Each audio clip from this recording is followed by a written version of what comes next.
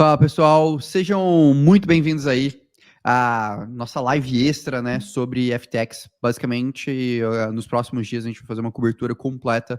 A gente está nas últimas 24 horas apenas estudando esse case.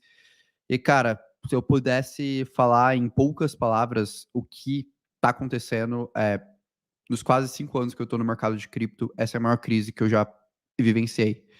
Realmente, a gente está num momento único, extremamente estressante do mercado de cripto.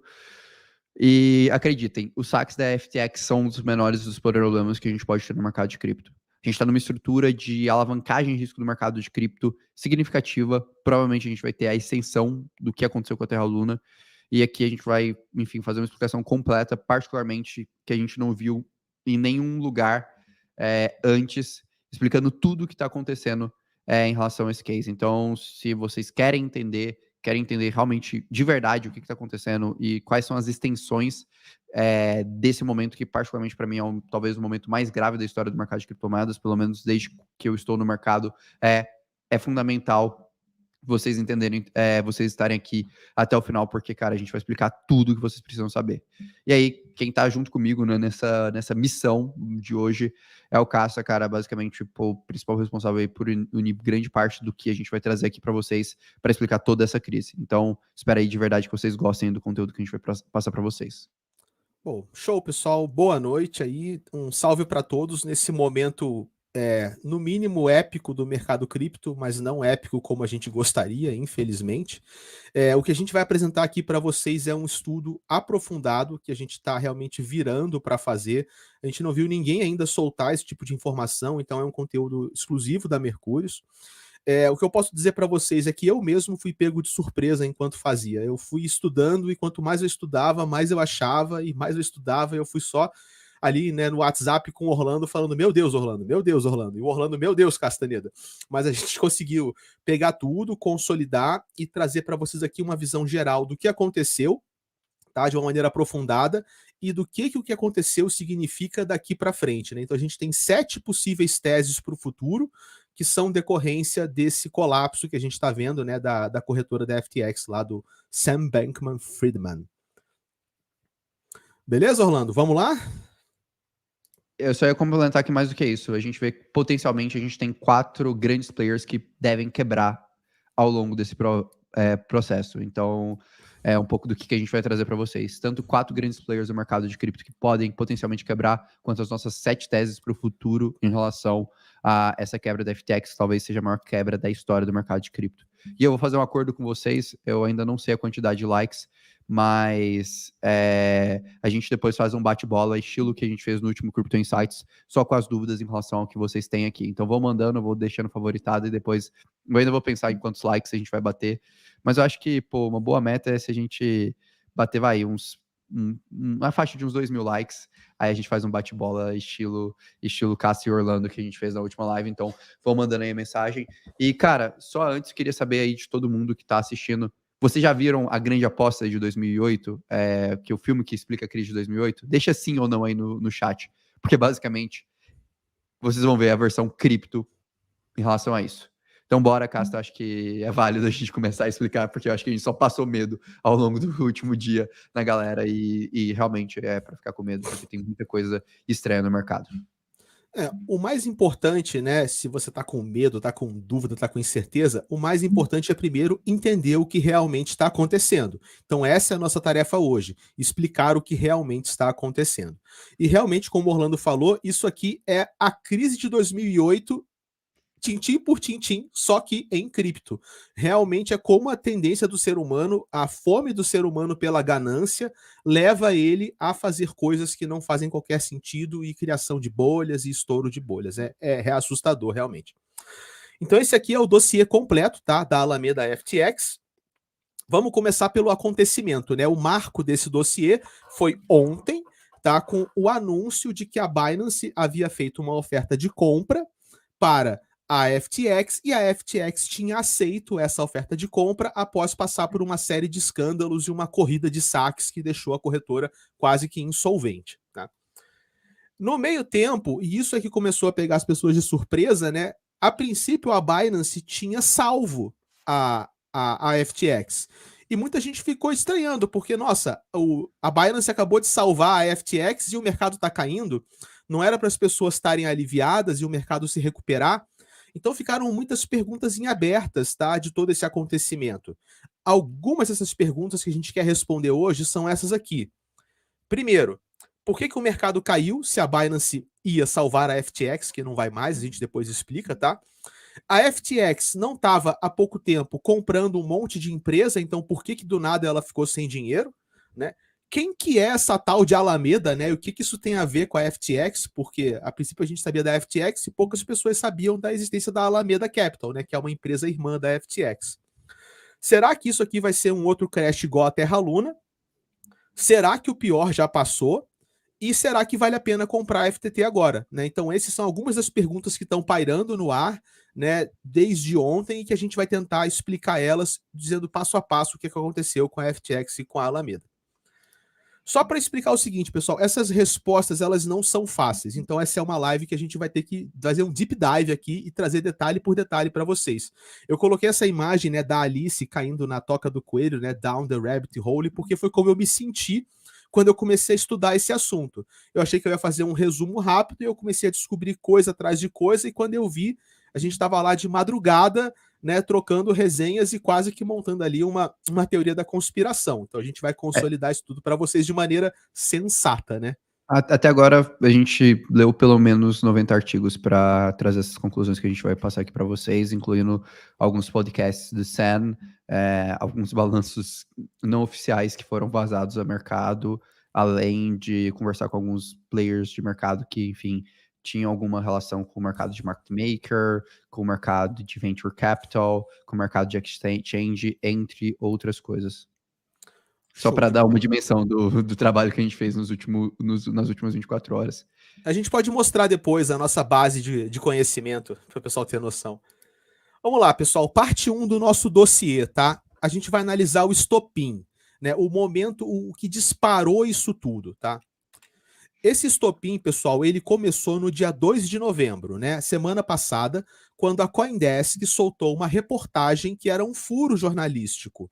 Basicamente, a CoinDesk teve acesso a um balancete privado, um balancete que não era para ser público, das posses e do patrimônio da Alameda Capital.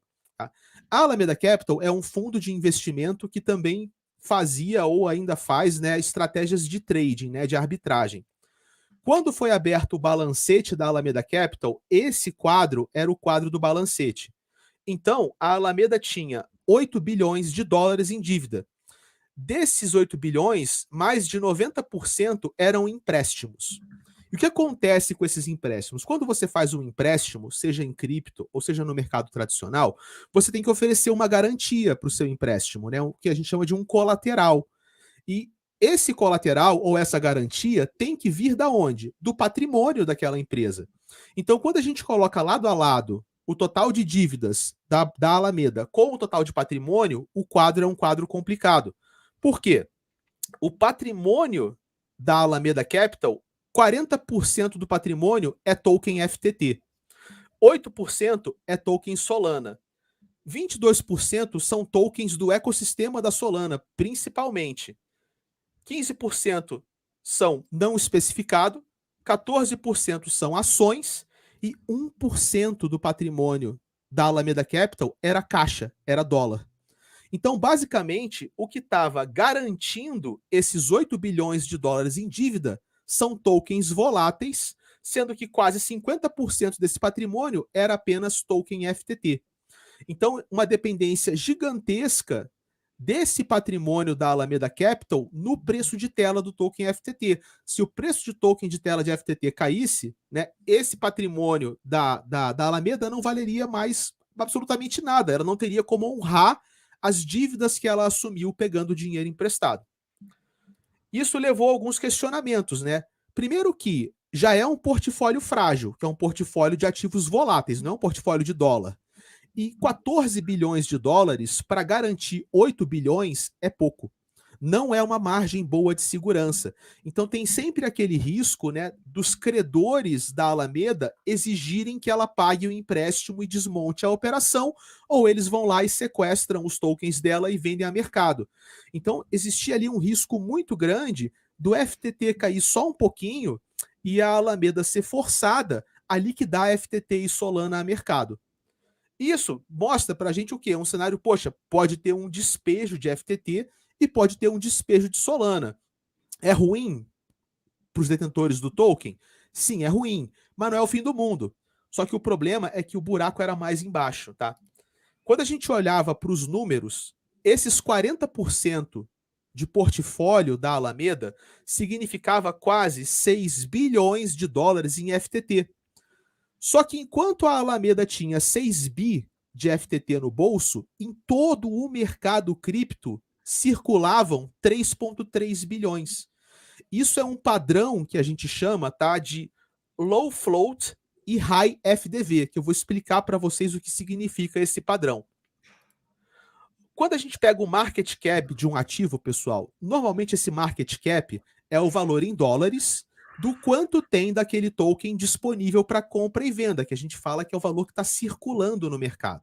Isso é o market cap, que a gente chama aqui de o float. Float por quê? Porque é o valor que flutua, é o valor que circula. Só que uma outra métrica é o FDV, ou Fully Diluted Valuation, que é o total de tokens que existem, incluindo os tokens que não estão circulando no mercado. Por exemplo, estão presos num contrato, estão presos no bolso do dono do projeto, estão travados por algum motivo. Então, quando a gente olha para a quantidade total de tokens que a Alameda possuía, ela possuía mais tokens do que o próprio mercado inteiro. Então, se ela fosse forçada, por causa desse padrão low float, high FDV, se ela fosse forçada a vender os tokens dela, não tinha mercado para absorver esses tokens. Ela não teria como vender. Esses 6 bilhões que ela dizia que tinha, na verdade não são reais, porque não existe no mundo como transformar esses 6 bilhões em dólar sem levar o preço do token a praticamente zero. Nesse caso, a gente tinha também outros tokens no portfólio da Alameda que tem esse padrão. Tokens como MAPS e OXY, que são tokens da onde? Do ecossistema da Solana, onde a Alameda era uma das principais investidoras. Então, boa parte do portfólio da Alameda era composto por tokens que ela não seria capaz de realmente converter aqueles tokens na quantidade de dólar que eles deveriam valer. Com isso, a gente cria um dilema, né? A Alameda não pode vender os FTT, porque o mercado não consegue absorver sem derreter o preço. Então, cara, pensa junto. Se o seu colateral não pode ser vendido e transformado em dinheiro de verdade, o quanto que esse colateral realmente vale? O que a gente está falando e o que essa reportagem mostrou não é que era o risco de ter um despejo de FTT ou um despejo de Solana, mas era o risco da insolvência da Alameda e para o token FTT, a chance do token FTT ir a zero e, por consequência, pegando quem? A FTX. E não por acaso, o dono da FTX e o dono da Alameda Research é o mesmo dono, que é o Sam Bankman-Friedman. Então, o mesmo dono das duas empresas tem um rombo financeiro de 8 bilhões no fundo de investimento, que está sendo garantido por um monte de tokens que foram criados pela própria corretora do Sam Bankman. E aí, isso montou realmente um quadro de medo, né? Tipo, isso contaminou o mercado e isso foi escalando ao longo do dia 2, ao longo da semana. E, cara, antes de eu entrar no detalhe aqui essa é a melhor parte para mim, tá? Antes de explicar por que isso crashou, eu quero explicar para vocês o seguinte. Por que a Alameda tinha esses balanços, né? Por que a Alameda estava cheia de tokens que ela tinha mais token guardado ou que, na verdade, o token tinha menos valor circulante do que valor não circulante, né? Por que esse padrão low float, high FDV era tão recorrente no portfólio da Alameda? Cara, investigando, a gente descobriu que em abril desse ano, o SBF fez um podcast, foi entrevistado num podcast. Nesse podcast, ele descreveu uma estratégia teórica, tá? De como se fazer uma máquina de dinheiro infinito. Que depois eu vou mostrar para vocês que essa máquina de dinheiro infinito teórica que ele explicou é muito parecida com o que a Alameda e a FTX faziam. Só um parêntese, Katsa, antes de continuar evoluindo, eu acho que a questão aqui é importante entender, galera. Todo mundo está tratando esse problema da FTX como se fosse um problema só de saque, como se fosse um problema beleza. Diversos investidores que investiam na terceira maior corretora de cripto do mundo acabaram de perder seus ativos. A verdade é que esse é um problema relativamente pequeno comparado a tudo que acontece no mercado. O que aconteceu aqui, pessoal, não é só que a FTX está com problemas. O que aconteceu aqui é que a gente tem um problema da FTX e de John Sachs. A gente tem um problema da Alameda Research, empresa irmã da FTX, que tem uma dívida de pelo menos 8 bilhões de dólares e deve adicionar inúmeros tokens com pouquíssima liquidez ao mercado e jogar o preço do mercado mais abaixo. E de inúmeras outras empresas que estão ligados e ecossistemas que estão ligados dentro de toda essa estrutura da FTX. Então, basicamente, o que a gente quer reforçar aqui é, cara, a questão FTX é só a ponta do iceberg do que a gente potencialmente vai observar nos próximos dias. E ele passa justamente por esse conceito que o Castro vai passar agora, que foi justamente como você criar uma máquina infinita de dinheiro. Basicamente, essa foi a forma que a Alameda Research saiu de uma empresa que nasceu em 2017, fazendo arbitragem, para construir toda a estrutura e todo o império que a gente viu do SBF e agora levar à ruína. Então, para vocês entenderem exatamente o que pode acontecer nos próximos dias, é muito importante prestar atenção nesses pontos que o Cássio vai passar agora. Show de bola, pessoal. A gente estuda isso aqui porque a gente realmente tem que entender o risco sistêmico do mercado para poder avaliar o mercado no futuro. Então é muito importante esse aprendizado e é por isso que a gente dedicou quase que 20 horas seguidas de estudo para poder montar esse material, né? Eu primeiro vou explicar para vocês como que funciona a máquina do dinheiro infinito na teoria. E depois eu vou mostrar o que a FTX e a Alameda fizeram para vocês verem se não é bem parecido, né? A máquina do dinheiro infinito, pessoal, ela funciona da seguinte maneira. Primeiro passo da máquina, você cria um token, ok? Criar um token e cria um protocolo, cria um projeto, não importa. Cria um token e cria um projeto. Depois que você criou o token, você faz o seguinte. 1/3 desse token, ou uma pequena parte desse token, você joga para o mercado poder brincar de comprar e vender. O resto, que é a maior parte do saldo do token, você guarda na sua própria carteira. Então você promove esse padrão, o low float, high FDV. Tem mais dinheiro, mais tokens fora do mercado do que dentro do mercado, e o que está fora do mercado, a maior parte é seu. Depois que você coloca esse pouquinho de token para jogo no mercado, o que você faz? Você promove o token. Então você cria incentivo de liquidity mining, que o cara coloca e ganha juros altos, você faz airdrop, você faz sorteio, você fica estilando a moeda, estilando é falar bem da moeda, né? Essa moeda é para a lua, essa moeda é incrível. Então você usa todos os artifícios para fazer o preço da moeda subir. Só que o preço da moeda está subindo em função daquele 1/3 que você colocou para jogo.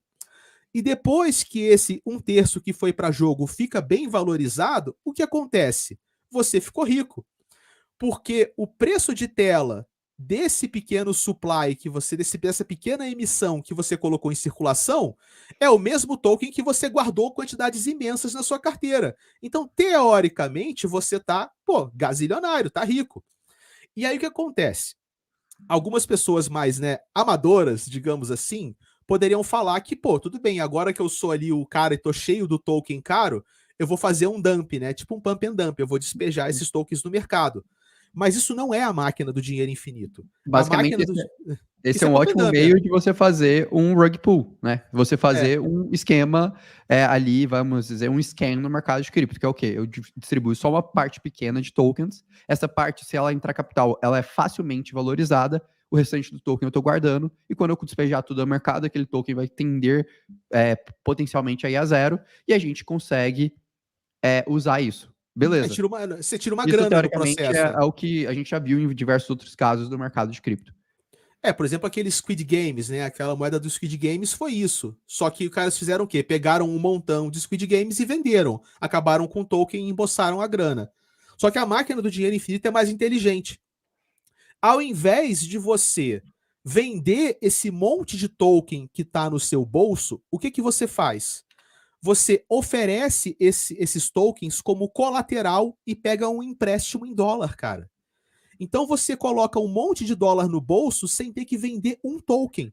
E você não força o preço de tela do token a cair. Então é a maneira mais limpa de você pegar todo aquele colateral que ficou guardado fora do mercado e transformar em dólar, sem impactar o preço de tela. Uma vez que você pegou toda essa grana em dólar, né, o que você faz com ela? Você usa parte dessa grana para embolsar e ficar feliz, e outra parte você cria o quê? Um novo token, cara. E com esse novo token você faz o quê? Você repete o processo e você faz uma máquina de dinheiro infinito. E isso vai um colateral usando dinheiro para fazer outra moeda que gera colateral, que faz dinheiro, e você fica alavancando isso um em cima do outro, né? Então isso vira uma máquina do dinheiro infinito. Agora, o que foi que o FTT Token fez? Né? Isso aqui é apenas uma teoria, pessoal. A gente não está aqui acusando formalmente, né? A empresa não temos poder para fazer isso. Não somos investigadores, nem policiais, nem nada. Mas a temos fortes teoria. indícios. Fortes indícios. Vamos apresentar indícios. Vocês podem tirar as conclusões se é ou se não é. No começo da brincadeira, tá? Primeira coisa que surgiu é o seguinte: a Alameda foi criada antes da FTX. Então, primeiro, o Sam Bankman, ele montou o fundo de investimento, a operadora de trading. Só que a Alameda não estava conseguindo grana, porque ninguém queria investir na Alameda. Então, depois ele criou a FTX, ele criou a corretora. Quando a FTX foi criada, a FTX fez o padrão Low Float High FDV. Poucos tokens da FTX foram para o mercado e a maior parte dos tokens a FTX colocou na mão da Alameda. Então já montou aí o padrão, né? Low Float High FDV.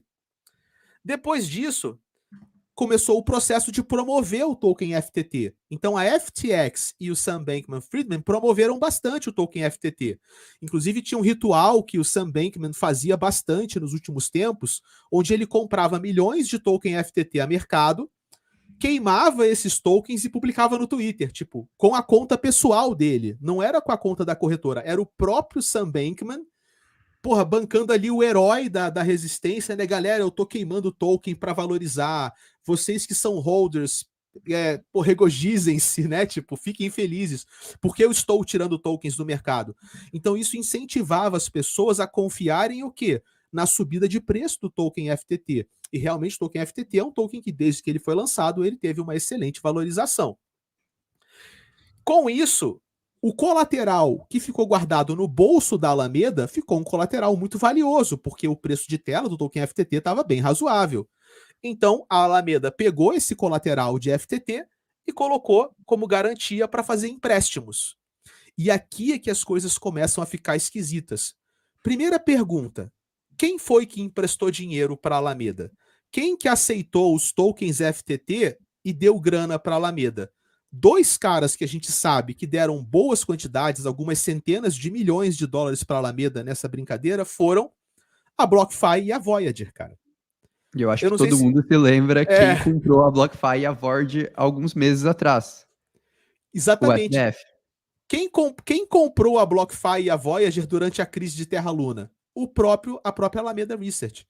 Então, o Sam Bankman-Friedman, ele comprou as empresas para as quais ele devia dinheiro, que foram alavancadas nesse esquema aí.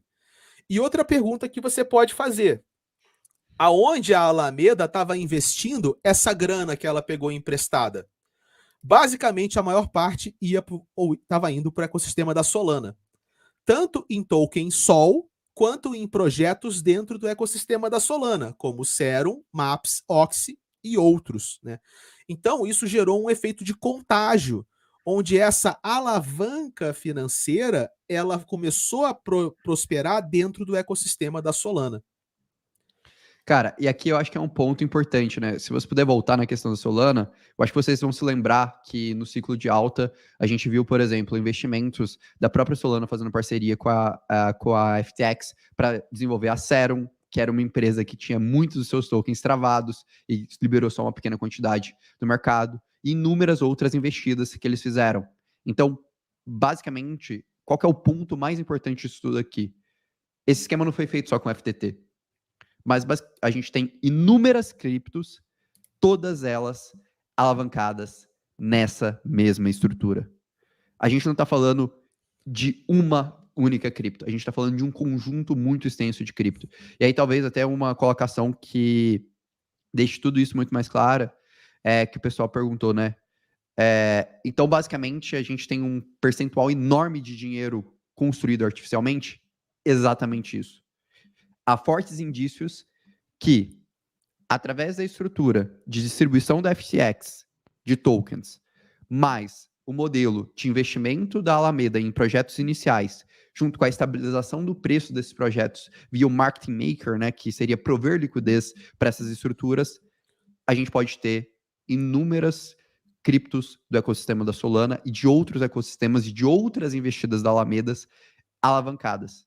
Então a gente não está falando de um risco que ele se restringe aos saques da FTX, mas a gente está falando de um risco que está atrelado aos saques da FTX, a dívida de 8 bilhões de dólares da Alameda, junto com seu balanço em tokens SOLs, em tokens FTTs, mas mais do que isso, há diversos outros projetos que a Alameda, que foi no último ciclo um dos venture capitals mais ativos, fez isso. Além, naturalmente, de duas das maiores empresas de lending, de empréstimos no mercado de criptomoedas, que é a FTX e que é a BlockFi e a Voyager. Então, é exatamente esse, talvez, o grau de risco que a gente pode estar vivenciando no mercado de cripto. E aí eu sei que talvez uma das primeiras perguntas que todo mundo vai se fazer é, cara, mas quem são essas empresas, quem são essas criptos, etc.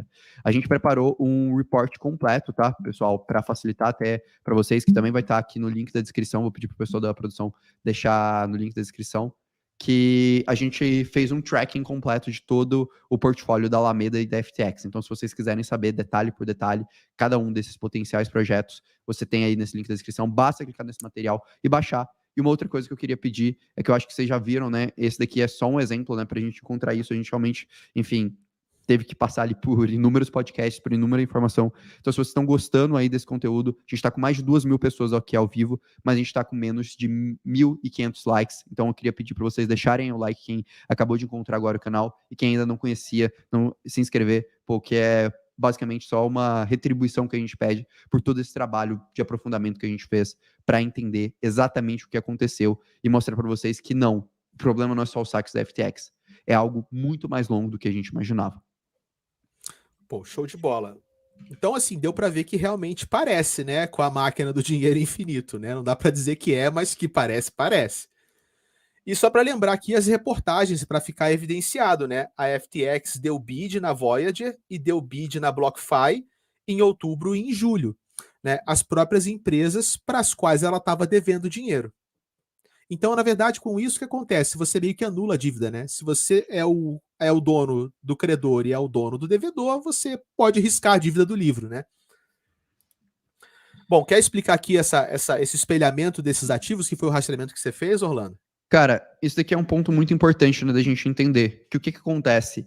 A crise que a gente viu em Terra Luna, na verdade, era para ela ter sido maior. A FTX estava extremamente alavancada naquele momento de mercado. E quando todo mundo pegou e falou, caramba, parece que a FTX agora está salvando o mercado, comprando todo mundo, fazendo aporte de venture capital, realmente foi uma estratégia muito inteligente. Na verdade, pelo contrário. A questão que aconteceu aqui foi o seguinte, a única forma que a FTX encontrou de estabilizar as suas questões e não sofrer com o crash da Terra Luna foi justamente aumentando a aposta. Então, qual que foi talvez o fator que está alavancando ainda mais essa crise? Foi que, visto todo esse cenário, a FTX pegou parte dos tokens que deveriam estar travados de FTT, enviou para a Alameda aumentou seu collateral, conseguiu ter mais crédito e conseguiu viabilizar o aporte de inúmeros players de cripto, incluindo seus credores. Então, basicamente, o movimento da FTX deu sobrevida para as empresas que iriam quebrar por conta da insolvência da FTX. Então, a gente tem um problema que é a extensão da questão da Terra Luna. Parecia que a gente tinha passado por tudo que aconteceu, mas na verdade não. Na verdade, a gente está vendo ainda desdobramentos da crise da Terra Luna. Só que a questão era, o mercado de cripto estava muito mais alavancado do que a gente imaginava. E ele vai continuar passando por um processo extenso de desalavancagem. Esse é o maior problema Isso que pode levar ali a inúmeros ativos a literalmente morrerem. A questão que foi a Alameda alavancou uma série gigantesca de tokens, manteve tudo aquilo estabilizado e fez a compra de inúmeros players para esconder essa questão. Show. Beleza. Aqui, pessoal, são só alguns valores que a gente conseguiu achar reportagem confirmando, tá? A gente já confirmou impactos, né, de insolvência da Voyager, da BlockFi, da Genesis, da Galaxy e em CeFi. Em DeFi, protocolos TrueFi, Clearpool e Abracadabra Magic Internet Money, que por acaso perdeu o PEG nos últimos dias, né? Então, o ideal, se você tem exposição a essas empresas ou a esses protocolos e ainda dá tempo de sacar, é interessante que você se afaste de uma possível onda de contágio nesses players aí, tá? Bom, agora a parte 3, né? A gente explicou como é que a máquina do dinheiro infinito funciona.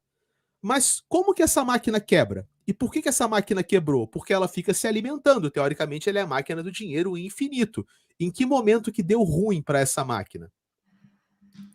Bom, primeira coisa, para que o débito de 8 bilhões da Alameda continuasse lá quietinho, ela tinha que ter patrimônio. E o patrimônio dela é em função do preço de tela do token FTT e basicamente token Solana e ecossistema Solana. Então, por que que o SBF comprou a Voyager e a BlockFi? Porque a Voyager e a BlockFi tinham os tokens FTT que a Alameda colocou de colateral para eles.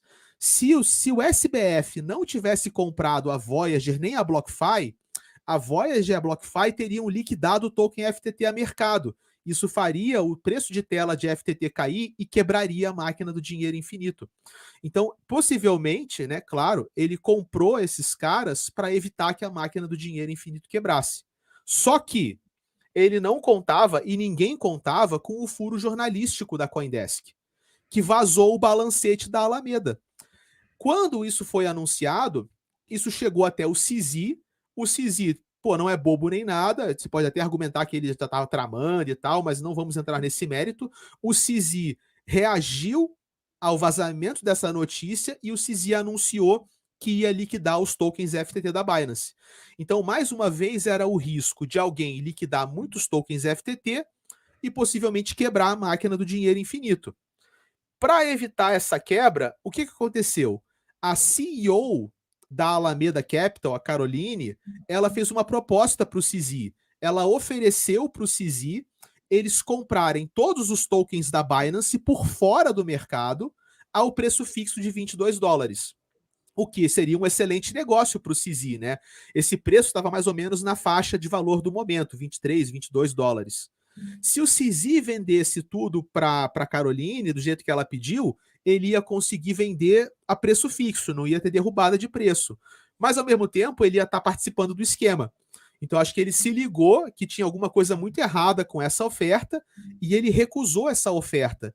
E falou o seguinte, não, eu vou vender os tokens a mercado. Tá? E ele falou que ele vai vender os tokens a mercado, por quê?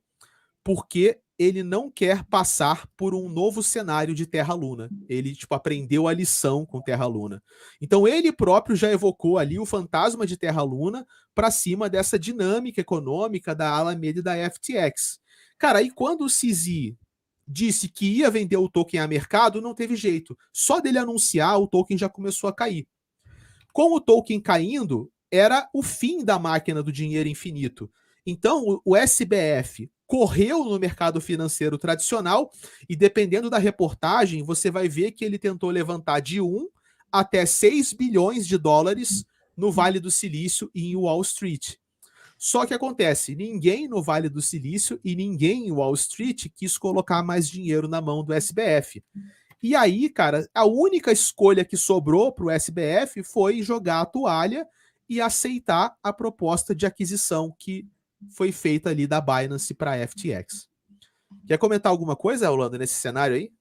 Cara, eu acho que aqui, basicamente, né, que explica um pouco da onde que estava a bomba relógio. Dado que a FTX estava extremamente alavancada em FTT, a possibilidade de entrar muito FTT no mercado iria ali estabilizar o preço e, por consequência, o empréstimo da FTX. E aí era um efeito avalanche. Se eu estabilizo, se eu tiro o preço do FTT, basicamente a garantia da Alameda, que era 40% ali do capital que eles tinham, não ia fazer sentido.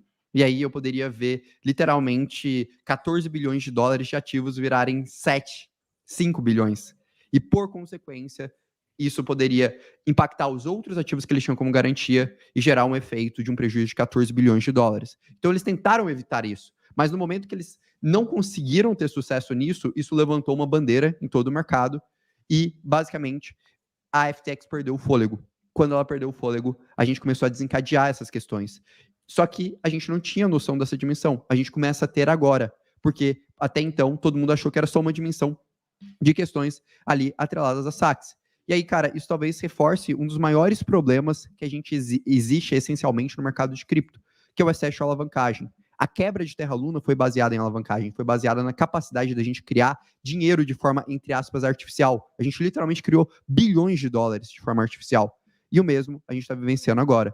E até um reforço que eu acho que eu quero fazer para vocês é que esse estudo nosso, meu e do Casta, né, isso daqui é só a ponta do iceberg de tudo que a gente está vendo. A gente vai continuar fazendo esse acompanhamento por pelo menos ali mais alguns dias, porque, cara, ainda tem muita, muita informação que a gente vai ter. Esse buraco é muito mais embaixo. E quem quiser, naturalmente, se manter 100% atualizado de todas as informações que estão acontecendo, vou compartilhar aqui o link do Minuto Cripto, que a gente vai manter todo mundo atualizado. Então, todos os dias, às 7 horas da manhã, vocês vão receber parte desse dossiê.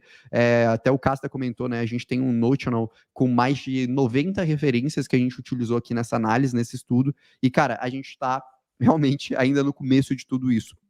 Então, se vocês querem se manter bem informados, querem se manter compreendendo tudo que está acontecendo, fiquem à vontade aí para se inscrever no Minuto Cripto. Eu acho que, pô, a melhor decisão para vocês saberem de tudo isso que está acontecendo. E mais do que isso, eu sei que muita gente que está acompanhando aqui o canal está acompanhando aí pela primeira vez, né? O pessoal falou, pô, cara, acompanhava em conteúdo em outras mídias e tudo mais. Então, se vocês estão gostando do conteúdo, a gente vai fazer cobertura ao longo dos próximos dias.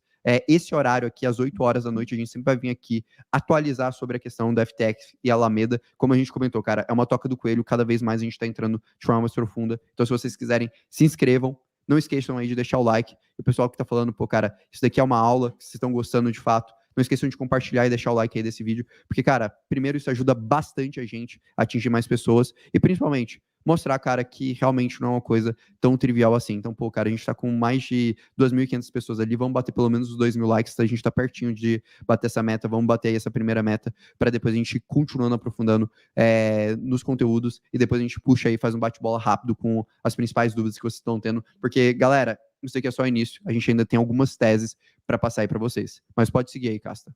Show de bola, cara. Bom, parte 4, pessoal. Vai ficar tudo bem? Tá? Eu queria dizer que sim, mas a gente tem que ser um pouco mais precavido na hora de falar sobre isso, tá? Bom, primeira coisa, ainda é cedo para dizer o que vai acontecer. A Binance não vai comprar a FTX, tá? A gente já vai deixar isso claro aqui, só para quem já está comentando no chat, não vai. Mas eu vou montar a linha de raciocínio.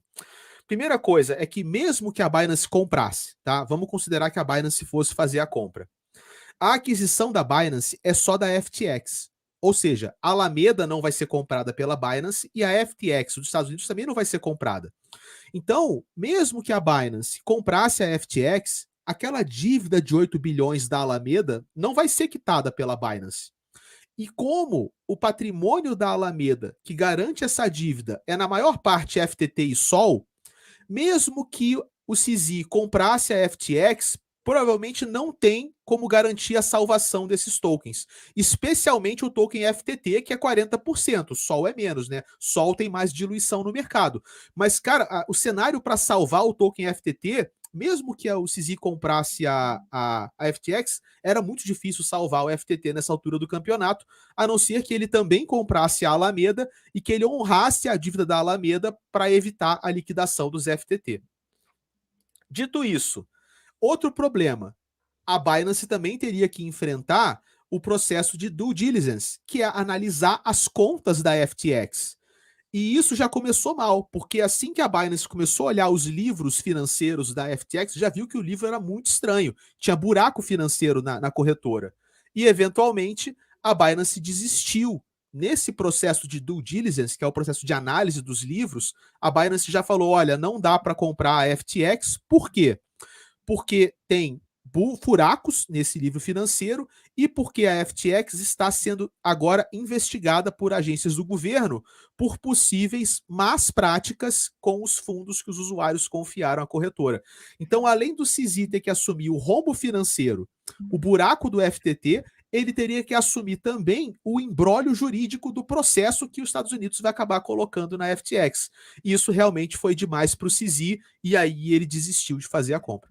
Casta, aqui vale um parênteses que muita gente está perguntando, né, cara, mas dado essa bomba toda que vocês estão falando, pô, 14 bilhões de dívidas da Alameda, estabilidade na FTX US, por que então a Binance compraria a FTX? E aqui eu acho que é interessante vocês entenderem isso, para vocês entenderem o tamanho do problema que a gente pode estar falando.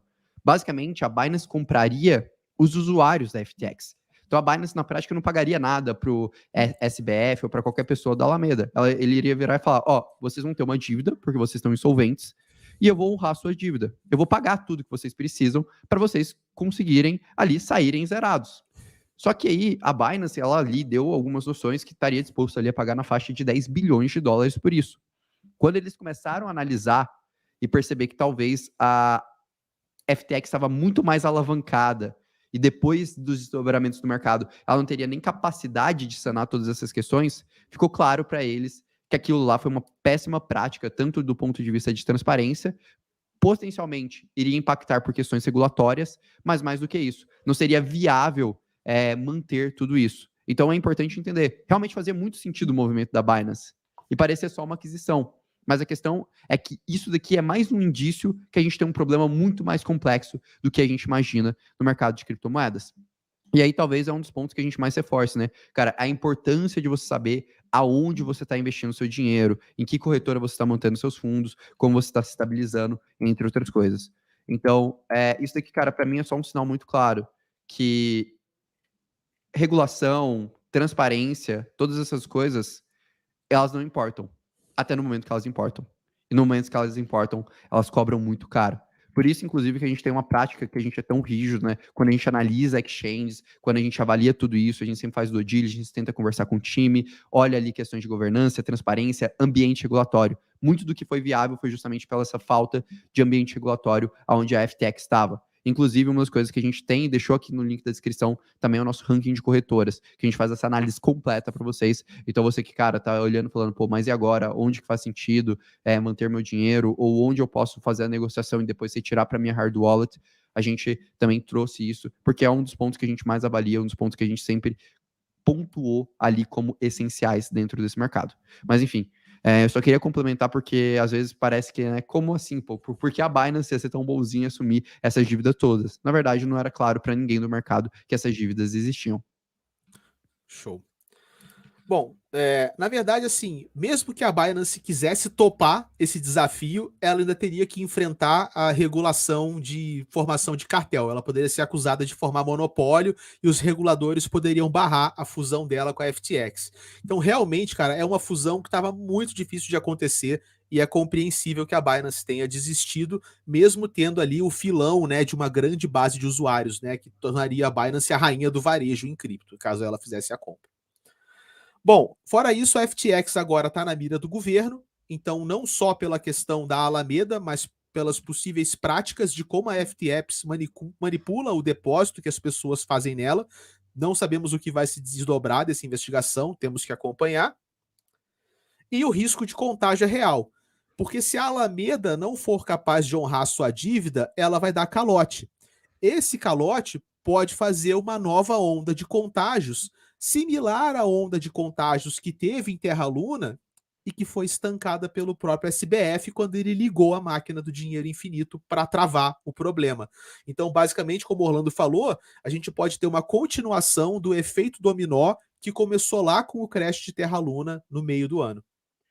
E aí, cara, eu acho que só são alguns exemplos, né? Além de BlockFi e outras empresas de crédito, qual que é o outro ponto, cara? Inúmeros fundos de investimento tinham fundos ali na FTX. Por quê? Porque ela era a porta de acesso para o ecossistema da Solana. Então, fundos que tinham teses muito fortes nesse ecossistema, como Multicoin Capital e Jump Crypto, podem se tornar também insolventes, podem ter a necessidade ali de liquidar ativos ou, enfim, ter outros pontos nesse aspecto. A gente já teve um pronunciamento da Multicoin Capital que eles podem potencialmente ter perdido Putz, agora me fugiu o número, cara. Você Eu lembra? esqueci. Não lembro, mas era uma quantia boa também. Bilhões de Eles dólares. perderam, se eu não me engano, eles perderam 10% do capital que eles tinham sob gestão por conta desse aspecto.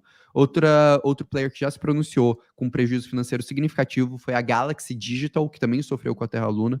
Então, a gente pode ter realmente um cenário que ele se estende muito mais do que a gente estava vendo. Não é um problema só de solvência da FTX, eu acho que esse é um dos pontos mais importantes de ficar claro. E aí, pô, agradecer, acabei de ver aí, cara, a gente acabou de bater aí 2.000 likes, pô, então já garantimos. E aí, Cássio, você acha que dá para fechar pelo menos com 3.000 likes essa live? E aí a gente faz o bate-bola e puxa todas as dúvidas que a galera tiver, a gente para um momento só para puxar a dúvida do chat e responder? Vamos fazer o acordo seguinte, galera. Se a gente bater 3.000 pessoas visualizando e 3.000 likes, a gente faz esse bate-bola. Então vão comentando aí, vão mandando, porque aí a gente tira um momento da live só para responder tudo que vocês quiserem saber sobre os desdobramentos que a gente acredita. Eu e o Cássio, a gente vai respondendo cada um 30 segundos, 1 minuto, as dúvidas de vocês. Mas segue aí o jogo, cara. Show de bola. Além do contágio financeiro que a gente falou, a gente tem o contágio do medo, o contágio de FUD, né? Então, especialmente agora, protocolos que tinham relação com a FTX e muito particularmente o ecossistema da Solana são alvos desse contágio até mais psicológico, de medo do varejo e de fuga extrema de liquidez do ecossistema que pode eventualmente derrubar o ecossistema. Então a gente vai falar um pouquinho mais sobre isso, que é uma das nossas teses, é o futuro da Solana. A gente vai puxar isso no final. Bom, parte 5 agora, o que tudo isso que a gente falou até agora, o que isso significa para o futuro, daqui para frente? É isso que a gente tem que começar a entender para depois pensar no que nós vamos fazer. Entenda, pessoal, que é todo um raciocínio estruturado. Entender o que houve, para entender os possíveis desdobramentos, para aí sim tomar as atitudes necessárias. E a gente vai chegar com vocês até esse ponto aí, um passo de cada vez. Primeira tese, tá, pessoal, das nossas 7 teses que são desdobramentos desse acontecimento, desse colapso. Com certeza a gente vai ter um aumento regulatório.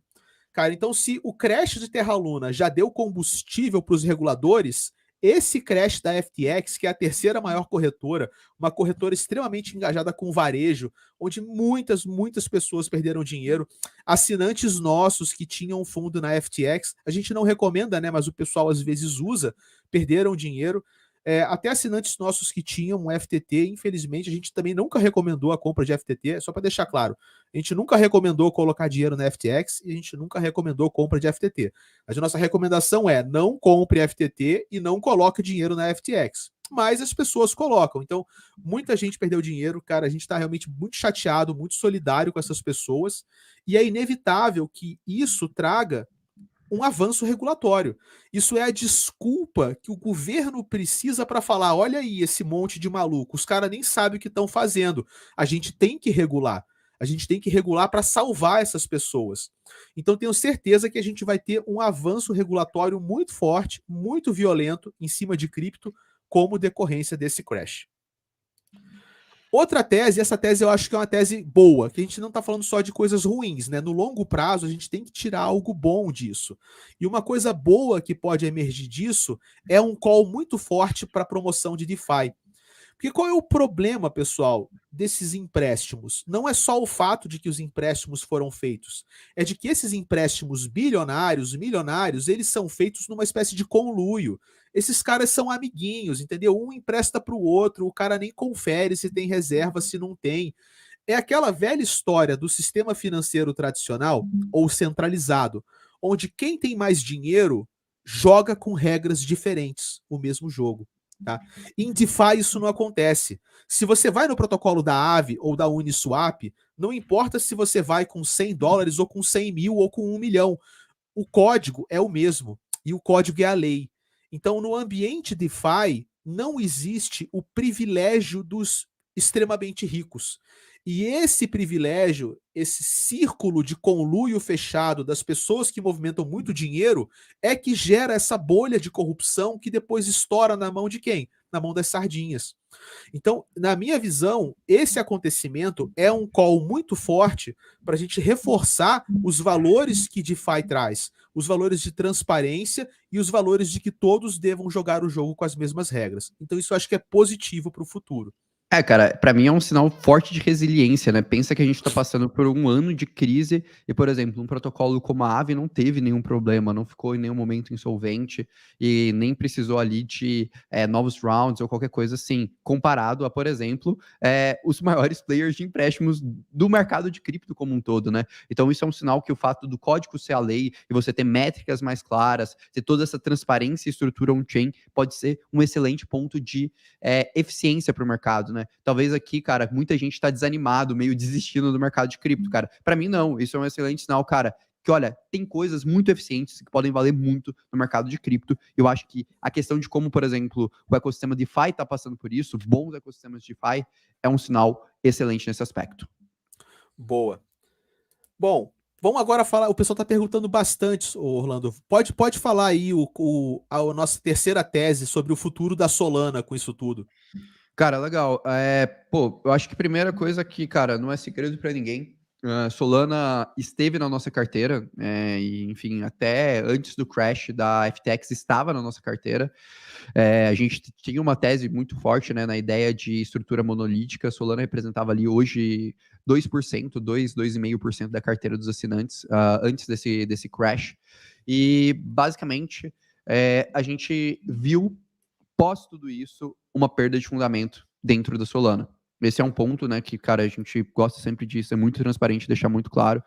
Primeiro, o ecossistema da Solana, ele é o ecossistema que mais sofreu com o risco sistêmico da Alameda e com toda a estrutura de alavancagem que a FTX fez. Então, a gente viu uma regressão do sistema DeFi da Solana quase a zero. Isso é um problema muito grande, porque para ser reconstruído é uma questão que demoraria ali realmente anos. Então, essa é uma inviabilidade. E ele foi muito reconstruído por conta, né, da forma que a FTX fez essa questão aí. Então, esse é um primeiro ponto. Segundo ponto, os protocolos de DeFi da Solana se mostraram ineficientes para lidar com esse problema de insolvência em termos de liquidação, etc., muito por conta da questão estrutural da Solana. Então, realmente, isso mostrou como um ponto de falha grave. E outra questão é que agora ela está passando por uma demandada significativa de saída de capital dos validadores, o que pode gerar fragilidade em relação ao ecossistema. Posto tudo isso, a gente decidiu liquidar aí nossa posição que era de 2,5% em Solana da carteira. A gente retirou isso, a gente avisou, né, naturalmente para os nossos assinantes. A gente tomou essa decisão muito porque a gente viu a perda de fundamento em termos de credibilidade, capacidade de distribuição e também de estrutura de ecossistema. Todos esses fatores fizeram que a gente não vê fundamentos em Solana no momento. A gente vai continuar acompanhando o ecossistema, vai continuar acompanhando outras propostas de escalabilidade diferente da rede do Ethereum, mas realmente no caso da Solana, esses fatores, principalmente como a gente comenta, um dos maiores valores de uma blockchain é a capacidade de transmitir segurança. E esse teste de estresse para nós fez com que a Solana não transmitisse essa segurança e talvez ali seja um dos projetos que acabou morrendo dentro de toda essa dinâmica do mercado de cripto. Então, acho legal a gente fazer isso, né? E, cara, ser super transparente, ser super sincero com vocês, que era uma posição que a gente tinha de fato. Felizmente, a gente fez a nossa gestão ali, nossa visão era algo que a gente queria reduzir e a gente reduziu, né? A gente tinha uma alocação pequena de apenas ali 2,5%. Enfim, foi uma alocação que deu prejuízo e uma tese ali pra gente que se quebrou entre as inúmeras teses que a gente fez dentro do mercado de cripto. Faz parte do processo. Nenhum analista nunca vai acertar sempre, a gente sempre vai ser muito transparente, muito direto quando a gente mudar de visão, mudar de opinião e também quando a gente se acertar ou errar. Sim, e também é por isso que a posição era pequena, justamente porque ela previa esse risco, ela previa essa possibilidade. Então a gente administra o risco do token colapsar na porcentagem que ele ocupa. É a assimetria de risco, né? A chance do token ruir e a chance do retorno que ele pode dar. Nesse caso, a gente pagou a posição de 2%. Eu só queria puxar um comentário que passou, só para aproveitar o gancho, dessa coisa do call de DeFi, que é legal fazer o gancho agora. Deixa eu achar aqui. Peguei tanto comentário, né? Aqui, do André Ataíde. Ele está querendo saber se essa maluquice, né, que a Alameda fez, se seria possível fazer isso na Aave, né? Que eu acabei de falar que em DeFi não aconteceria. Por que na Aave não seria desse jeito, André? Porque, se você vê, a Alameda tinha 8 bilhões de dívida para 14 bilhões de patrimônio. Isso só na AVE já seria liquidação, já está abaixo da margem de segurança da AVE. Então, quando esses caras fazem esses empréstimos centralizados, eles são muito mais tolerantes ao risco. O cara vai fazer uma chamada de margem, que é cobrar a dívida do outro, ele vai ligar, falar, ó, fulano, paga aí. O cara, tô enrolado, vamos negociar, vamos rolar a dívida. E essas coisas vão sendo negociadas e articuladas, aí um compra o outro, perdoa a dívida. Quando você está num protocolo como a AVE, cara, se o seu colateral perde valor, não tem conversa. Vai ser liquidado, vai ser vendido a mercado. Então, não seria possível você fazer um rombo tão grande se você estivesse usando um instrumento de finança descentralizada como a AVE. Isso teria sido liquidado muito antes. E o processo não teria escalado até onde chegou agora. E é por isso que DeFi, nesse caso, está se comportando de maneira resiliente. A AVE e Uni, por exemplo, atravessaram o crash de Terra Luna surfando que nem uma elegância tremenda. Claro, vamos ver como é que vai ser para a AVE e Uni o desdobramento dessa crise. A gente não pode falar agora que a AVE e Uni estão ilesos, mas vai ser muito bom se AVE e Uni conseguirem passar bem por essa crise. Cara, o call de DeFi vai ficar muito forte. E, eventualmente, numa próxima pernada de alta, a gente pode ter um novo Summer DeFi, porque esses protocolos estão mostrando que nós somos mais seguros do que o mercado financeiro tradicional, menos corruptíveis, mais transparentes e, portanto, o quê? Mais eficientes. Isso é uma coisa que a gente vai ter que esperar para ver acontecer, mas é um call, né? É uma possibilidade bem interessante. Cara, Cássio, só um parênteses aqui, né? Eu só puxar um comentário que o pessoal falou, pô, que a gente ia falar que a gente saiu de Solana antes do crash. Não, cara, pelo contrário. A gente saiu de Solana hoje. A gente foi super transparente com os nossos assinantes. E realmente, foi uma tese nossa que deu errado. Felizmente, foi uma tese que a gente se posicionou com 2,5% da carteira, não se expôs a um risco de ruína, não se expôs ali a problemas mais graves. Mas sim, foi um erro, perdemos dinheiro. E uma das nossas teses tá ali entre os 12 ativos hoje que a gente tem dentro da carteira perfeita, hoje não está mais. Mas eu acho que é importante, né? Só para deixar transparência, cara. Naturalmente, se a gente errar, se a gente tomar uma decisão errada, a gente sempre vai chegar aqui, vai ser totalmente transparente com vocês. Eu acho que esse é um dos principais princípios que a gente preza aqui. Não é à toa que a gente está aqui aberto, dando cara a tapa e mostrando literalmente todo o estudo que a gente passou nos últimos dias ali para vocês compreenderem, para naturalmente dar a melhor visão do mercado para vocês. Mas pode seguir aí, Casta. Show. Vamos lá. Próxima. Essa tese é importante, tá? Empresas de empréstimos são perigosas. Empresas centralizadas, tá, pessoal? Então, Celsius, Voyager, BlockFi, até a Crypto.com, que também trabalha com empréstimos. Não dá para confiar, é essa a lição que a gente está aprendendo, não dá para confiar em empresas cujo negócio é pegar dinheiro da sardinha e emprestar para os fundos de investimento, achando que o fundo de investimento vai dar lucro, e esse lucro vai pagar lá os 8% que ele promete no dólar, os 6% que ele promete no Bitcoin. Esse modelo de negócio, ele é fadado à corrupção e fadado ao fracasso. E foi muito interessante ver aqui o compartilhamento do CZ, né, num tweet. Ele falou o seguinte, 2 lições que o CZ tirou disso tudo, né? Nunca use o token que você mesmo criou como colateral. O que em retrospectiva parece óbvio, né? Mas parece que não era tão óbvio para esses players. E segundo, não faça empréstimos se você é um negócio de cripto. Use reservas grandes. E eu cortei o resto do tweet, mas logo depois o CZ faz um disclaimer. Ele fala o seguinte: olha, nós na Binance não fazemos empréstimos por baixo dos panos e não usamos BNB como colateral. É claro que, bom, pode ser só da boca para fora, né? Exato. Eu ia falar isso, né, cara? Não temos garantia de nada, eu acho que esse é um dos pontos mais importantes da gente destacar. Mas, cara... Não, isso aqui não é uma promoção da Binance, né? É só a lição que o CZ compartilhou, né? Mas eu acho que isso é até um ponto legal, cara, de mostrar uma problemática que existe no mercado de cripto. No mercado de cripto, realmente é fácil você criar dinheiro artificialmente. O mercado de cripto é um dos poucos mercados que você consegue distribuir tokens por um valor relativamente baixo de mercado e fazer isso. Então, tipo, na prática, o que o Sen, né, comentou da máquina do dinheiro infinito era uma realidade. E é uma realidade até mesmo hoje no mercado de cripto. Por isso que é importante entender ativos que têm fundamentos, que fazem sentido, realmente investigar o valor e não necessariamente comprar apenas promessas. Porque muitas das vezes as promessas elas só podem não ser concretizadas e gerar um prejuízo significativo aí no mercado. Mas segue aí que a gente ainda tem mais 3 teses para passar aí para o pessoal. Show. Só para dar aqui também, né? A gente tem que duvidar do CZ, claro, porque ele tá falando, né? E não é porque o Sam Bankman-Friedman também falou pra caramba, né? O cara virou o príncipe das criptomoedas, né? Tipo, o salvador das sardinhas. E agora olha o que aconteceu. Mas uma coisa legal também que o CZ falou logo depois é o seguinte: que as exchanges, né, elas deveriam fazer um negócio chamado de prova de reserva. Isso é muito legal, cara. A prova de reserva é o seguinte: você pode ser uma empresa centralizada, mas as suas reservas financeiras, que é o que? O dinheiro que as pessoas colocam na sua mão, é a sua garantia de estabilidade financeira. Isso tem que ser provado matematicamente na blockchain. Então você é uma empresa privada, mas você prova que você tem as reservas que você deveria ter on-chain. E qualquer um, a qualquer momento, pode auditar se as suas reservas são saudáveis. A Binance não faz isso, mas ele falou que a Binance vai começar a fazer. E esse é um call legal, por quê? Porque a Chainlink tem tecnologia para isso. A Chainlink trabalha já nesse sistema de prova de reserva e ela é um excelente player, sendo um oráculo, que é um player neutro, bem conceituado no mercado. Se a gente vê um crescimento da tendência de provas de reserva, com certeza a Chainlink tem condições de capturar valor desse mercado que pode surgir no futuro. Então essa é uma tese muito interessante também e seria muito saudável um mundo cripto onde não importa se você é centralizado ou descentralizado, as suas reservas financeiras têm que ser transparentes e auditáveis. Isso é bem legal de se pensar.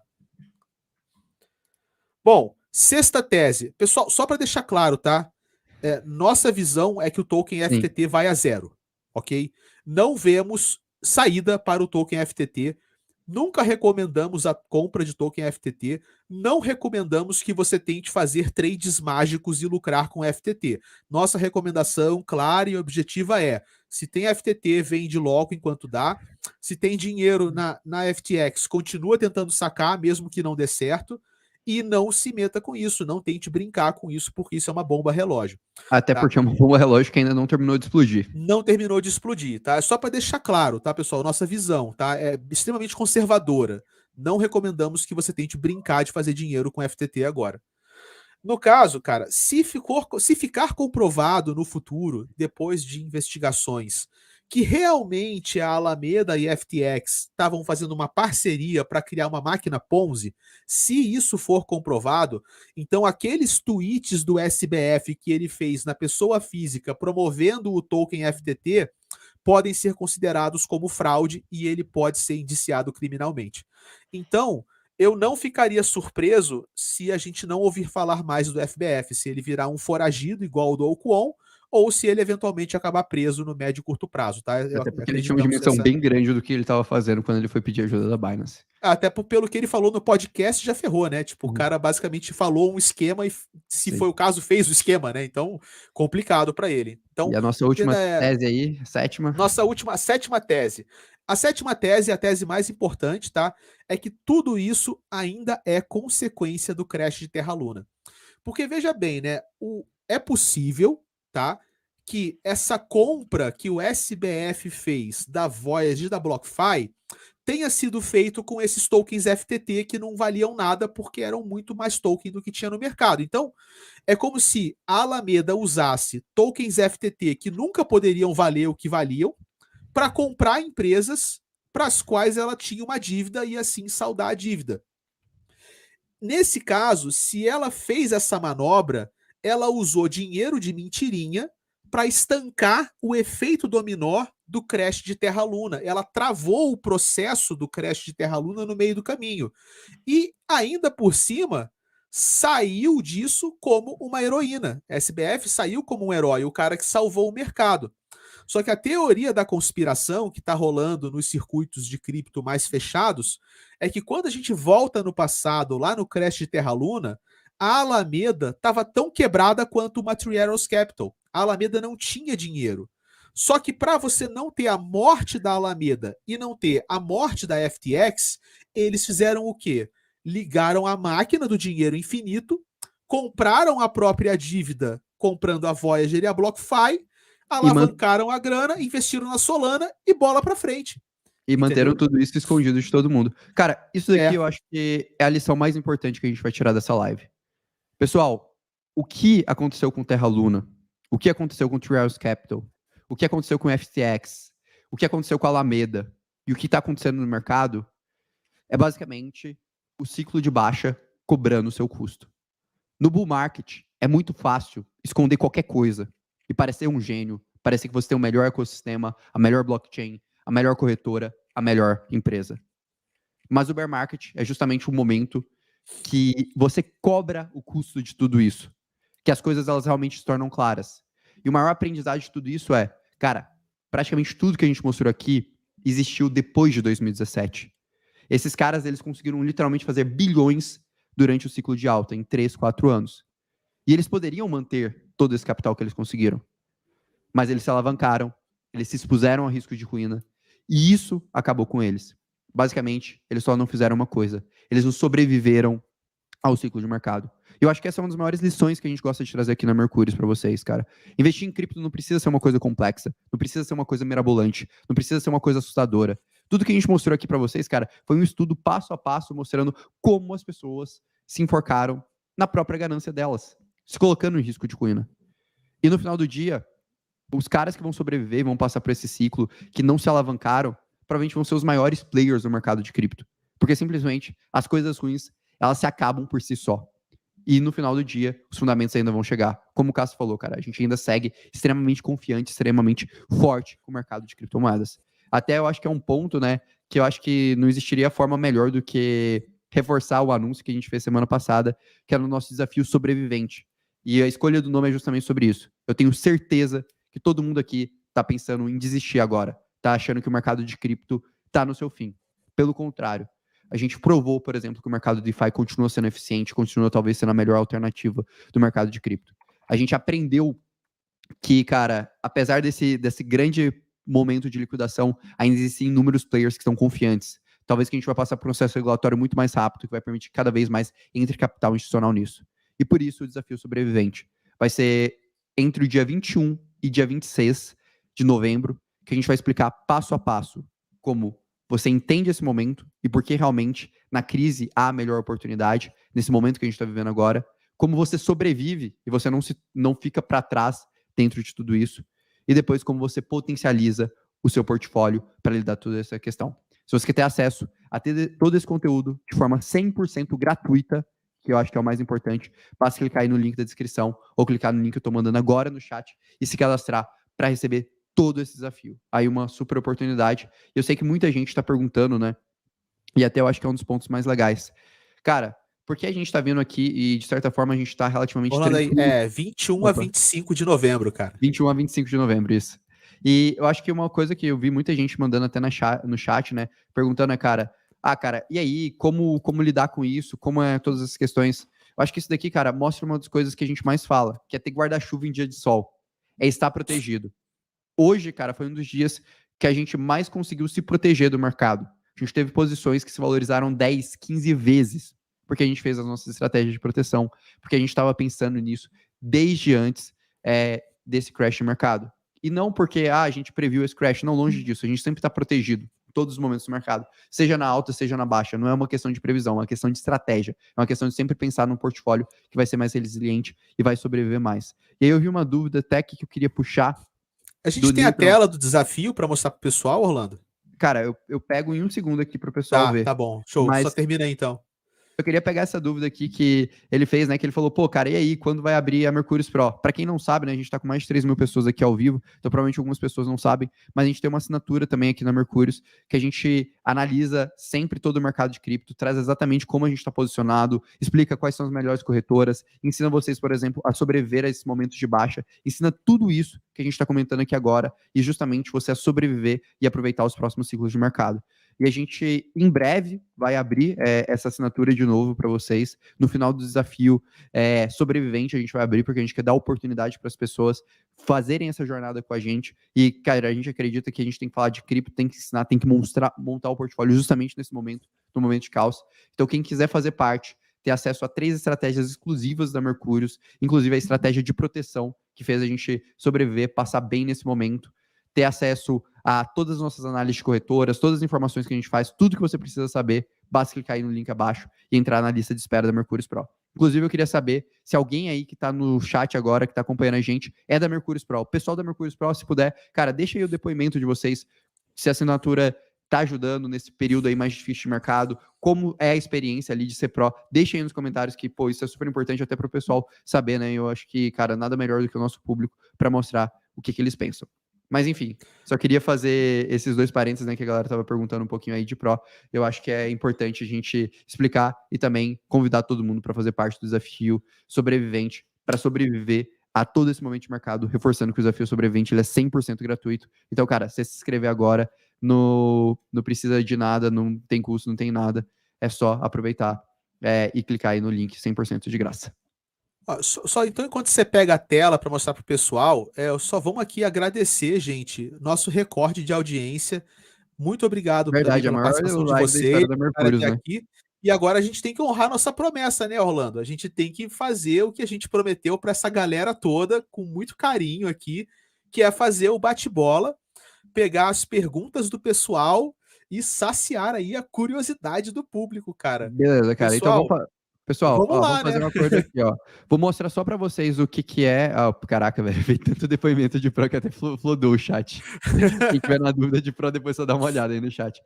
Mas, cara, eu acho que o que fazer agora é a melhor pergunta, né? Então vamos fazer o seguinte, pessoal. Já podem ir mandando, mandem no chat as dúvidas que vocês têm. Deixa eu só mostrar aqui pro pessoal, né? Como o Cássio estava me cobrando, o desafio aí sobrevivente, só para quem quiser saber, vai ser daqui a 11 dias, né? E a gente vai explicar justamente que agora é o momento de sobreviver. A gente vai ensinar vocês, né, justamente, por que você não deve desistir desse momento, como ganhar nas quedas, como agora que a gente está vivendo, quais são as criptomoedas que vão sobreviver ao próximo ciclo, como otimizar sua carteira e como aproveitar toda essa grande oportunidade que é o mercado de cripto. 100% gratuito, só clicar aí no link da descrição que você vai fazer parte aí com a gente, vai vir nessa jornada, né, de ser sobrevivente, mas agora, espero que aí todo mundo que queria aproveitar já se inscreveu aí no desafio, já clicou no link da descrição. Quem quer ser Mercúrios Pro já entrou na lista de espera para aproveitar essa oportunidade. Eu acho que os depoimentos do pessoal da Pro já deixam mais claros que isso. Mas então, vamos começar o nosso bate-bola, cara? Vamos. Então, promessa é dívida. Agora começando o bate-bola Orlando e Casta, cara. Cara, vamos lá, vamos pegar até 1h30. É só dúvida agora, cara. É só pegar a dúvida do chat e 18 bate-bola. minutos de bate-bola. É isso. Vamos lá então, Quer ó. mandar? Eu pego uma para você, você pega uma para mim, ó. Vou começar por essa aqui, ó. Cara, vocês acham que já podemos dizer adeus ao nosso dinheiro na FTX? Você acha que tem salvação, Orlando, para quem tá com a Cara, grana lá? eu odeio dessa resposta, mas provavelmente não. Já tivemos algumas declarações da FTX falando que se eles não conseguirem dinheiro novo, novos aportes ali, falando que algo em torno de 8 a 10 bilhões de dólares, eles não conseguem sustentar. E depois dessa quebra de credibilidade, é realmente muito improvável que a gente veja esse player voltando ao mercado. Então, cara, se eu fosse falar nisso, eu ficaria ali com bastante medo. Mandar aí Ok. para você agora. Solana, como blockchain, sobrevive?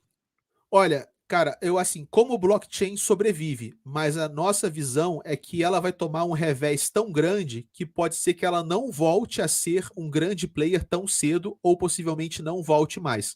A gente vê que blockchains não morrem, cara. Mesmo muitas blockchains que apanharam nesse último ciclo e o token tá lá 95% abaixo do topo histórico, ainda continua meio que funcionando de algum jeito. Mas a nossa visão para Solana é que esse contágio dela com o esquema da Alameda era tão grande e o golpe no DeFi e no ecossistema foi tão grande que é um revés que está muito ruim o prognóstico para Solana agora. Boa, manda aí. Agora vamos lá. Deixa eu pegar uma aqui. Sobre stablecoins, cara, você acha que as stablecoins, o SDC e o SDT, a gente pode ter perda de pegging nessas stablecoins? Será que elas estão salvas, cara? Cara, eu acho bem pouco provável, assim, de modo geral, as stablecoins ali mais reguladas, mais transparentes, elas não tinham essa exposição, mas como eu falo, cara, eu ficaria de olho, né, e tomaria muito cuidado com o que você está investindo. Eu acho que momentos de estresse como esse no mercado que mostram, velho, você tem que tomar cuidado e você tem que saber muito bem onde você está pisando. Se não tem informação, se não tem transparência, o risco de a gente ter alguma coisa de ruína é alto. Bora lá. Porque a FTX era a porta de entrada para Solana. Eu não entendi essa parte. Na verdade, se você entende, né, a dinâmica da Alameda com a FTX e como elas estavam girando tokens, elas escolheram a Solana como o ecossistema para fazer aquela máquina funcionar. Tem vários motivos bons para escolher Solana. Solana era uma tecnologia que funciona rápido. Você tem ali a rapidez. Eles começaram criando a Serum, que era uma exchange descentralizada com livro de ordens. Então, se você pensa que a Alameda também era uma arbitradora, ela podia arbitrar na Serum o próprio token que ela fornece. Então, no caso, a Solana foi o ambiente perfeito para a FTX e a Alameda girarem a máquina dela, por questões de afinidade de funcionamento, né? E por as taxas serem baratas também, com certeza. Agora aqui, cara, mercado de Right. opções cripto, né? A gente usa opções para se proteger, mas a gente também tem, de repente, aí as opções descentralizadas, cara. Você acha que a gente pode ter uma evolução do mercado de opções em cripto? Cara, acho, acho que é alguma coisa possível. Acho que é mais complexo para o investidor. Conheço alguns protocolos que estão fazendo coisas nessa linha, mas assim, eu acho que ainda é muito cedo. Acho que, de modo geral, é muito difícil a gente entender dinâmica competitiva de aplicação. Sendo bem sincero, tirando Lending Index, eu não vejo muita base em relação a isso. Vamos lá, próximo aí. Avi, pode sofrer com a situação de FTX? Olha, cara, por enquanto a gente não viu nenhuma notícia e nenhuma análise que respingasse em AVE, tá? Mas não podemos dizer. O que a gente tem de referência? A AVE passou muito bem pela última crise. Ela se sustentou, ela manteve a sua liquidez, ela não entrou em risco de colapso.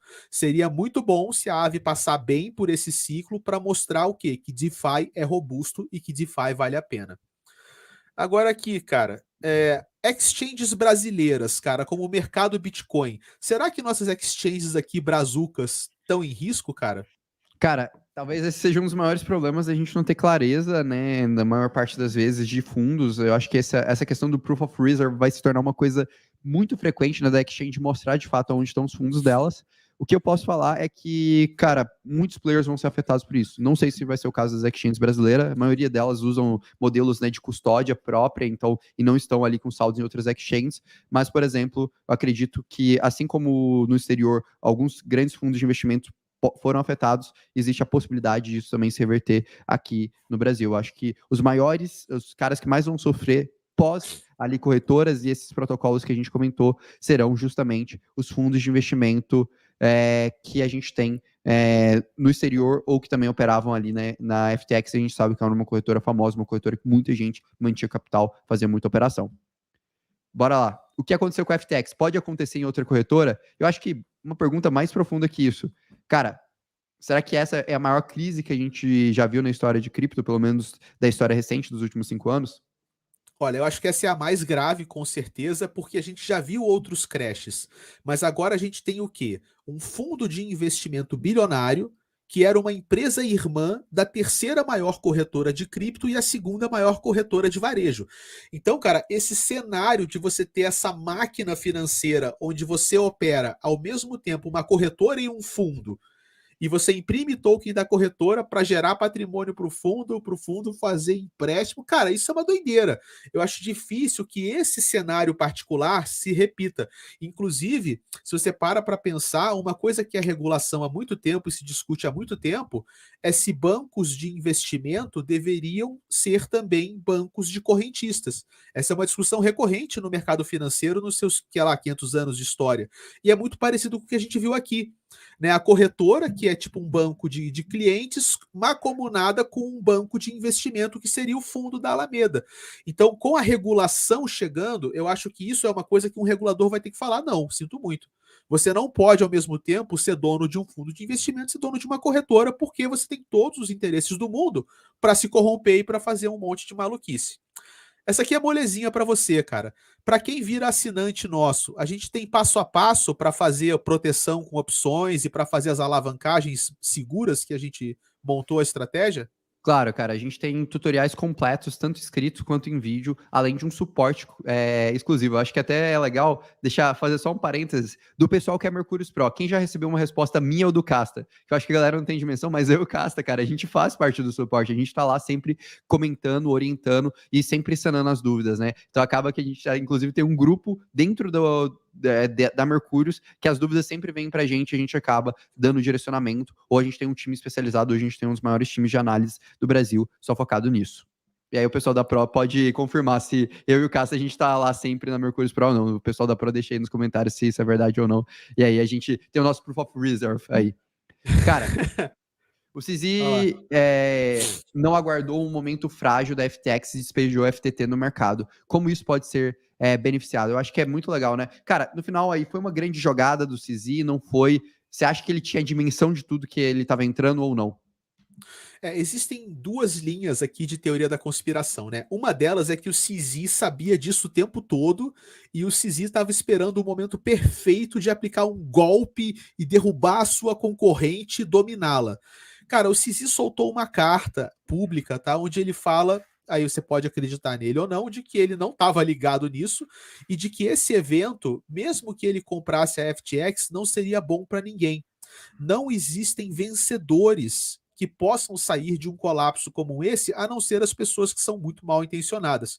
Então, assim, na verdade, o que eu acredito hoje é que o CZ viu a chance de fazer um negócio, mas quando ele entendeu o tamanho do buraco, ele viu que não valia a pena se relacionar com a Exato. Eu acho, FTX. cara, Eu não ninguém. acredito que ele foi tipo um mastermind, sacou? Eu acho Aquela que ninguém coisa viu esse assim. buraco tão a fundo. Até inclusive a gente, cara. Assim, eu acho que quinta e sexta-feira a gente ainda vai trazer muita novidade, muita coisa muito diferente que vocês nem fazem ideia e nem a gente continuando investigando essa questão. Por isso, inclusive, reforço a importância de vocês se inscreverem aí no canal. E vocês estão gostando desse bate-bola, não esquecem de deixar o like e vão mandando aí as dúvidas que eu vou puxando aí pro Casta. Bora, Casta. Show. Próxima. Essa aqui é para você, cara. Como é que fica Link e Matic nessa brincadeira, Orlando?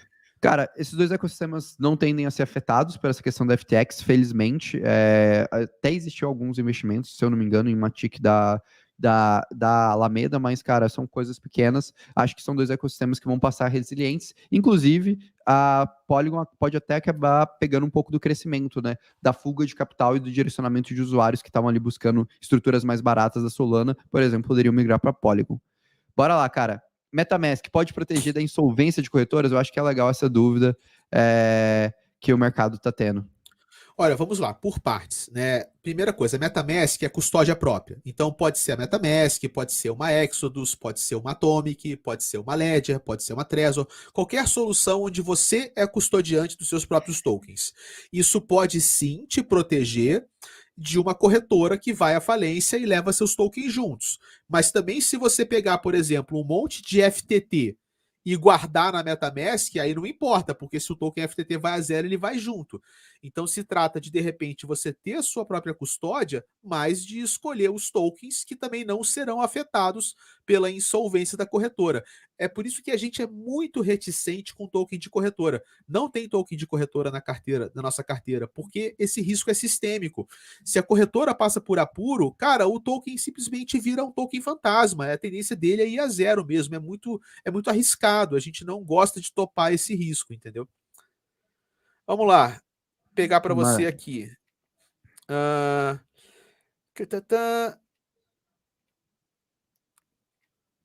Cara, não.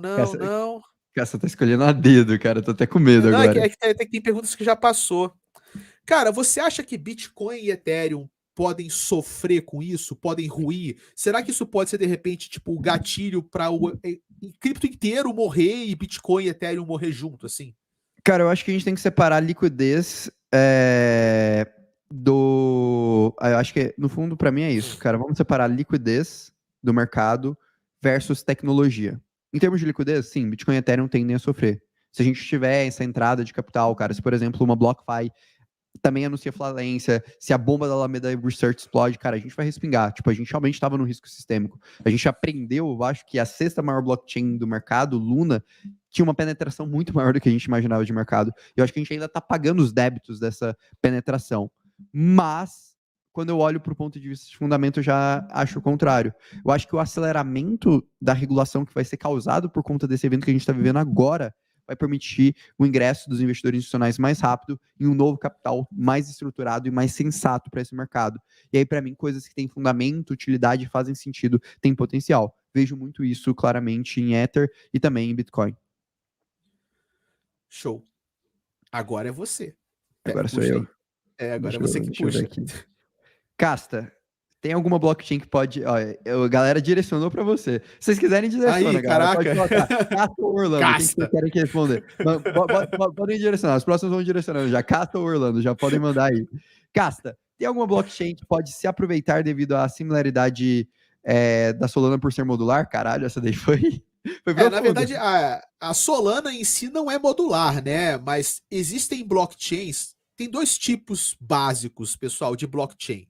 Tem aquelas que escalam se multiplicando em várias blockchains. Então, por exemplo, a Polkadot se multiplica com as parachains, a Cosmos se multiplica com as zonas, a Polygon se multiplica com as supernets, a Ethereum se multiplica com os rollups. E tem outras blockchains que elas se multiplicam fazendo modularizações dentro delas. E que, para quem olha de fora, parece muito como se fosse uma blockchain só. Então, esses caras têm aí, para mim, uma rixa, um market fit que pode competir com Solana.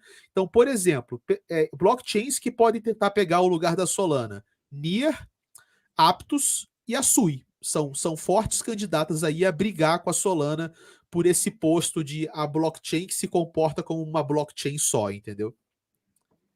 Boa. Vou puxar para você, cara, aqui, deixa eu ver. Orlando, com os preços de Bitcoin nesses níveis, cara, será que os mineradores vão ficar no prejuízo e desligar as máquinas? Será que vai dar ruim na mineração?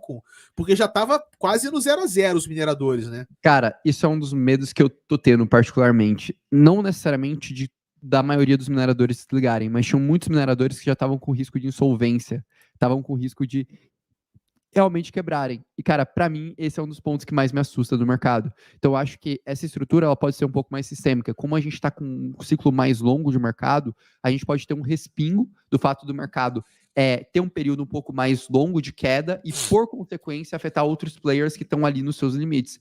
Uma questão que a gente tem que entender é que, galera, a gente está levando muita coisa do mercado de cripto, de estrutura, de custo no seu limite. Isso, naturalmente, pode refletir, mesmo em coisas que estão um pouco mais saudáveis, com essa, vamos dizer assim, com esse momento de incerteza de liquidez, a gente pode vivenciar alguma coisa. Tem a minha para você. Casta, nesse momento de queda, qual cripto vocês correriam? Cara, aí vou citar um dos nossos brilhantes analistas, que é o Gabriel Burrows, né, que não trabalha com a gente aqui na Research, ele trabalha num outro braço da Mercúrios, que é a Asset, nosso fundo de investimento. E acho que a frase que mais marca o Burrows e que todo mundo adora é a seguinte: fazer o arroz com feijão. Então, não é para qual cripto a gente corre, Agor, mas acho que é para qual mentalidade a gente corre. É a mentalidade de que você não vai achar, cara, aquela gema preciosa do milhão. Sabe, já deu esse discurso de que você vai comprar uma moeda de fração de 10 casas decimais de centavo para esperar essa moeda virar $1 e ficar milionário e ficar encontrando um monte de projeto maluco um atrás do outro.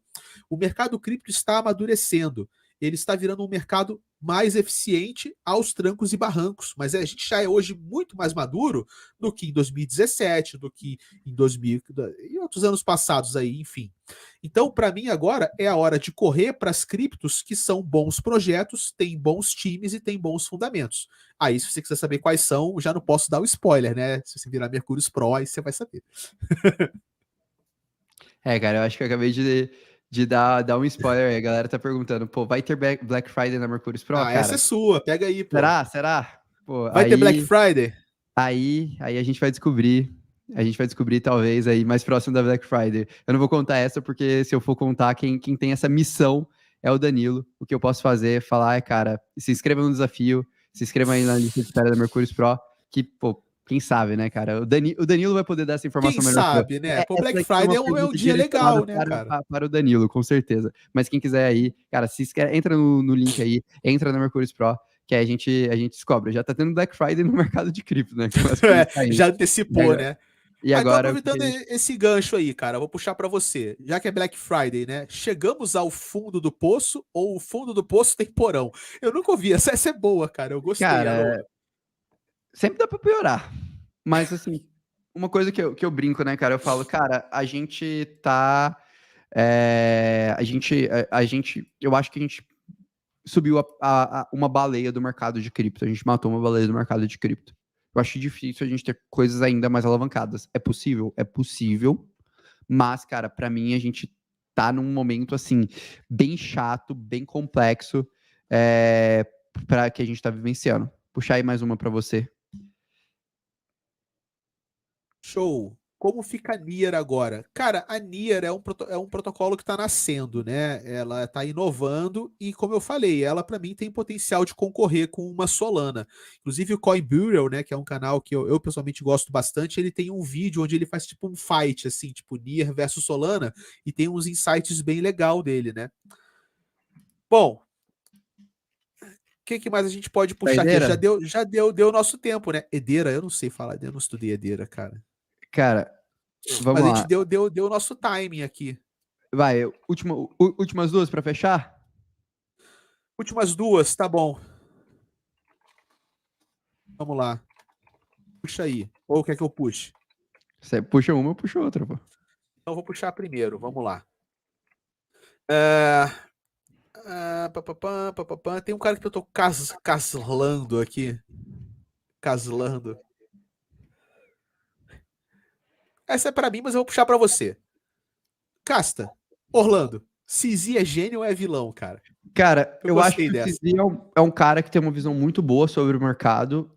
Assim, tenho minhas ressalvas, já deixei isso muito bem claro, mas para mim é um dos maiores estrategistas do mercado de criptomoedas. Isso eu não tenho dúvidas. Então, estou muito curioso, sim, para ver sendo nos próximos capítulos, e principalmente como ele vai fazer o processo regulatório da Binance, se isso vai rolar mesmo ou não. Acho que essa é uma das questões que eu mais penso assim. Aqui, só fazer uma menção honrosa aqui, do Dr. Bruno aí falando, cara, duas vantagens dessa confusão, comprar mais barato e ver a Mercúrio cada vez maior. Por sinal, quem conheceu a gente hoje, não esquece de se inscrever, que, cara, amanhã tem outra live, eu e o Casta, expandindo a nossa cobertura. Acredite, ainda tem mais coisa, a gente vai encontrar, porque hoje a meia-noite vai Tem, ser... eu não sabia, não. Cara, amanhã tem. Amanhã Amanhã 20 tem. horas, no mesmo canal, se você deixou o like, não esquece de se inscrever, porque a gente vai estar aqui de novo, falando ainda mais sobre esse crash, porque, cara, eu particularmente, eu tô meio sem sono, cara, eu acho que eu vou passar hoje o dia virado, seguindo o fluxo do dinheiro da Alameda, Tá acho que vai ser meu bom. hobby de hoje. É que, cara, pra mim é um momento único, de verdade.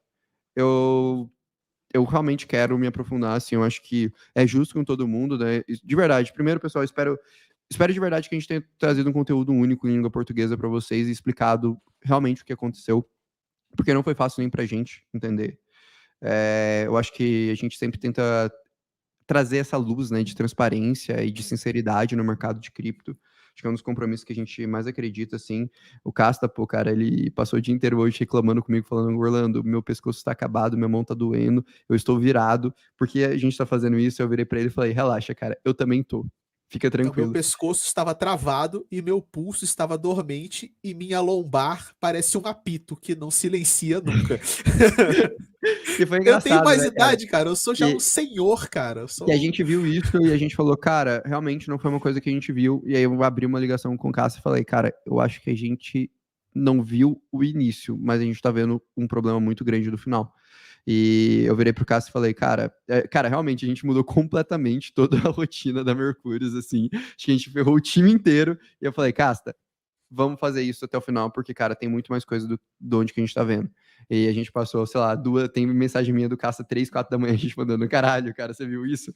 E a gente assistindo o Meu podcast, Deus. fazendo essas coisas. Compartilha o Notion, só pra galera ter uma dimensão, Tá, cara. vamos mostrar aqui Acho que é válido, por assim. baixo dos panos, pessoal. Só por baixo dos panos, só pra galera ter uma dimensão do que a gente tava fazendo. Quando a gente fala, Esse cara, aqui é o Notion, pessoal, uma plataforma de conteúdo que você administra seu próprio conteúdo. Eu uso ela para organizar os estudos. Isso aqui são todos os links que a gente estudou para montar essa live. dá um scroll down aí, só pra galera Dá o ter uma. scroll down aqui. Aqui. Quase 90 referências que a gente estudou para poder montar. Aí acontece, essas referências, elas viram um rascunho de tópicos, que é esse aqui, ó. Isso tudo foi escrito, tá, pessoal? Nessas horas viradas. Aí, depois que a gente faz esse estudo de tópicos, ele vira a apresentação e a gente traz para a live. Então, essa aí foi a metodologia que a gente utilizou. Então aqui é só pra vocês terem uma dimensão aí. Enfim, eu acho que não tem como fechar essa live, né? Primeiro, cara, agradecendo a todos vocês. Batemos mais de 3.100 pessoas às quase 10 horas da noite. que é uma coisa bizarra, nosso recorde de audiência, a gente nunca fez uma live tão grande assim, cara. Pra mim é meio que uma loucura ter 3 mil pessoas paradas assistindo a gente, agora 2.674. Muito obrigado aí a todo mundo que fez parte dessa comunidade. Muito obrigado a todo mundo que se inscreveu hoje, que deixou o like, que acompanha a gente desde o início. Pra gente é um super prazer fazer tudo isso e a gente faz realmente porque a gente acredita que a gente tem que trazer o melhor conteúdo para vocês. A gente nunca vai abrir aqui uma live para trazer uma meia análise ou para não trazer o melhor conteúdo que a gente possa fazer. Espero de verdade que a gente tenha mudado a visão e consiga ajudar vocês de alguma forma a passar por esse momento. Acho que é o que a gente acredita. Enfim, agradeço aí cada like, cada inscrição, cada inscrito no desafio. Vai ser um prazer receber todo mundo que está aqui no Desafio Sobrevivente. Vai ser um prazer receber todo mundo aí que está na Pro, de verdade, do fundo do coração. Muito obrigado aí, cara. A gente fica muito feliz com essa audiência, com esse reconhecimento e com esse respeito que vocês tiveram aí pela gente. Agradeço pra caramba, assim, do fundo do coração mesmo. Acho que o Caça, o Caça, a gente tem esse... acho que o time da Mercúrio como um todo, né, tem esse amor por todo mundo que apoia e acredita na gente. Show, pessoal. Também agradecer para vocês. Muito obrigado. E só pedir desculpa, gente. O pessoal que mandou superchat, os superchats sumiram. A gente não tá conseguindo clicar neles, tá? A gente queria puxar os superchats no final. Muito obrigado pelo pessoal que mandou superchat, mas a gente não tá conseguindo clicar, tá? Então, desculpa a gente não poder puxar os comentários de vocês, tá? Depois a gente vai tentar descobrir qual foi o erro que deu para não se repetir. Mas, cara, obrigado pela presença. Espero que vocês tenham curtido o estudo aí e boa noite para todos. Mas é isso, galera. Deixem um like, se inscrevam e amanhã, 8 horas da noite, eu estarei aí com o Cássio, porque a gente provavelmente vai virar mais uma noite e trazer mais informações para vocês. Um abraço, até logo.